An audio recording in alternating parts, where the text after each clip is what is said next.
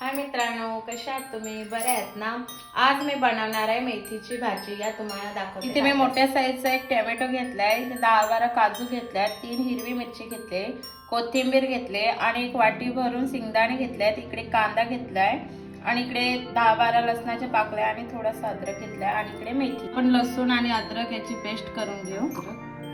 थोडीशी करून मिक्सरला बारीक करून घेऊ. असं मी वाटण करून घेतलंय. चला तर आपण शेंगदाणे पण बारीक करून शेंगदाणे, कांदा, टोमॅटो, काजू याची पेस्ट बनवून घेऊ. टोमॅटो टाकू, काजू टाकते आणि मिक्सरला बारीक करू. चला आपण बनवायला स्टार्ट करू. तेल टाकते. आपलं तेल गरम झालं, त्याच्यामध्ये लसूण टाकून पेस्ट टाकू.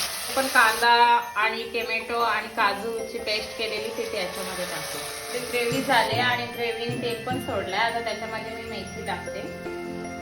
हे बघा आता किती मेथी झाले कढई भरून. आता त्याला 2 मिनिटासाठी वाफ देऊ आणि तेल बघा थोडंसं आपण चवीपुरतं मीठ टाकू. ते बघा आता त्याच्यामध्ये आपण मसाले टाकू. आपली मेथी एकदम बारीक झाले. 1 चमच मी मिरची पावडर टाकले, अर्धा चमचा हळदी टाकले, जे मी भाजलेले शेंगदाण्याचं वाटण केलंय ते टाकू याच्यामध्ये. आता पूर्ण मिक्स करू. हे बघा आपली भाजी आता रेडी झाली. आता मी तुम्हाला डिश सजवून दाखवते.